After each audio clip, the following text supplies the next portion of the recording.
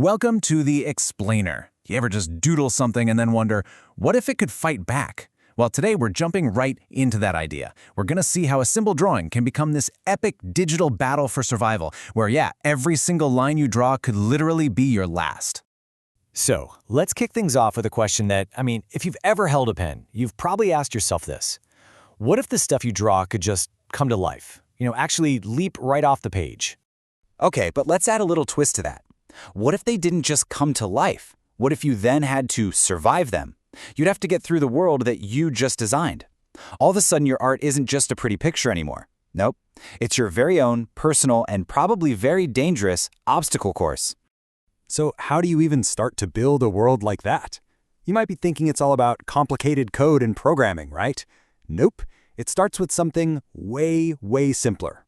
Right here, with some markers and just a plain old blank sheet of paper. And this is where it gets really cool.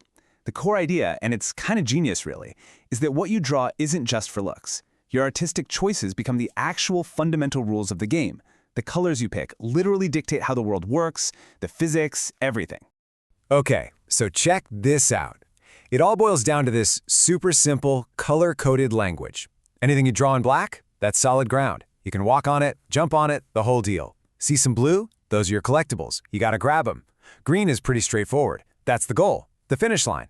And red, well, red is basically everything that's trying to stop you. Don't touch the red stuff. And that's the thing. It's a direct one-to-one translation. That simple little red line you scribbled, in the game, that is lava. It's not just a suggestion of danger. And that kind of shaky black line you drew as a bridge? Yeah, the game might just decide that means it's a moving platform, or maybe even one that's about to collapse. All right, so you've drawn your masterpiece. It's got dangerous jumps, shiny treasures, the works. But how in the world does it make that incredible jump from paper into a playable, interactive game on a screen? Well, this is the magic moment. It's literally the point where ink meets pixels. All it takes is a single snapshot, just one picture, and boom, everything you drew gets pulled from the real world straight into the game. And this whole process has a name, of course. It's called digitization.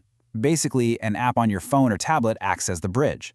And it's doing so much more than just taking a photo. It's actually reading the language that you drew with those colors. The software is smart. It scans your drawing specifically for those colors we just talked about. It sees a black line and goes, okay, that's a platform. It sees a red splotch and says, aha, that's a hazard. And just like that, in a matter of seconds, your drawing on a piece of paper is a fully interactive, playable game. Okay, so the world is built. The rules are all set, because remember, you set them. And now you have to play it. This is the part where you have to face the consequences of every single little line you drew.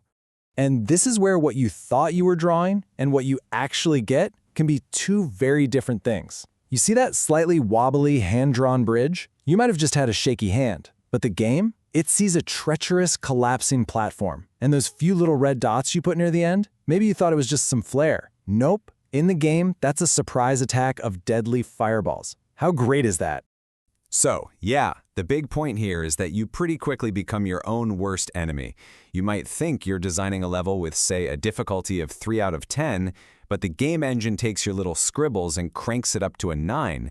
You are, and this is no joke, the architect of your own frustration. But hey, also your own victory, right?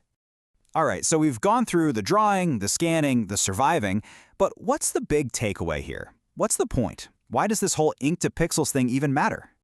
Well, the real power here is that it just tears down all the barriers. You don't need to be a coder.